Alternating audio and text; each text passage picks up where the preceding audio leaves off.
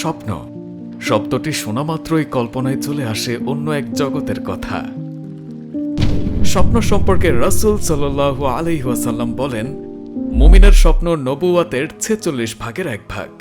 তাই মুমিন জীবনের স্বপ্ন কোনো অবহেলার বিষয় নয়। মিশরের রাজার এক স্বপ্নে গোটা মিশরবাসীর ভবিষ্যৎ জড়িত হয়ে পড়েছিল। সেই স্বপ্নের গুরুত্ব ইউসুফ আলাইহিস সালাম উদ্ধার করতে পেরেছিলেন বলেই আসন্ন এক ভয়াবহ দুর্ভিক্ষের কবল থেকে মিশরের অধিবাসীদের বাঁচাতে পেরেছিলেন। মানুষ ঘুমন্ত অবস্থায় বিভিন্ন কাল্পনিক ঘটনা অবচেতনভাবে অনুভব করে থাকে। এই স্বপ্নকে ঘিরে আমাদের মনে অসংখ্য প্রশ্ন। এই সকল প্রশ্নের উত্তর পেতে হলে পড়তে হবে স্বপ্নের তাবির বইটি। তাই বিখ্যাত তাবিঈ ইমাম মুহাম্মদ ইবনে শিরিন রহমতুল্লাহ আলাইয়ের লেখা স্বপ্নের তাবির বইটি পড়লে আপনার স্বপ্নের কারণ ব্যাখ্যা ও সমাধান খুঁজে পাবেন খুব সহজে। 2 খণ্ডের বইটি আমাদের থেকে সংগ্রহ করতে পারবেন। আমরা কুরিয়ারে ক্যাশ অন ডেলিভারির মাধ্যমে বইগুলো পৌঁছে দেব আপনার হাতে। তাহলে আর দেরি কেন?